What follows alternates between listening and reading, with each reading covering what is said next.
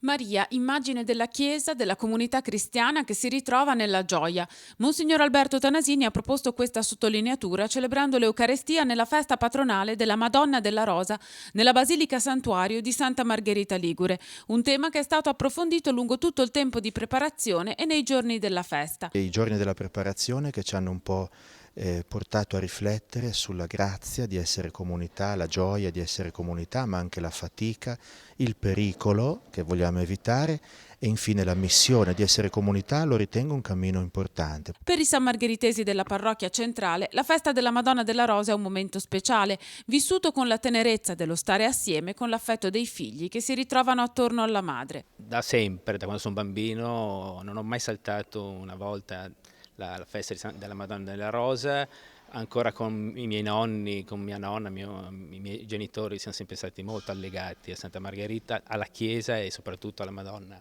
della Rosa. Ma per noi della parrocchia questa è la festa, possiamo dire, quasi tra le più sentite e vogliamo anche, appunto, anche quest'anno abbiamo rilanciato un po' questa festa anche come festa della comunità e abbiamo voluto fare dei momenti gioiosi di festa. Durante la celebrazione le rose vengono benedette e al termine della processione nel pomeriggio distribuite a tutti e portate in particolare alle persone anziane ed ammalate.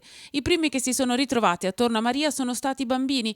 Per sottolineare lo stare assieme come comunità, al termine della consegna delle rose c'è stato sul sagrato un momento di festa. Tutti avevano una rosa in mano e Don Gian noi abbiamo alzato le rose e Don Gian ha benedetto le rose. Ma abbiamo fatto sul sagrato della chiesa, abbiamo fatto la merenda, bevendo e mangiando, e poi abbiamo fatto varie danze, diversi tipo abbiamo fatto varie danze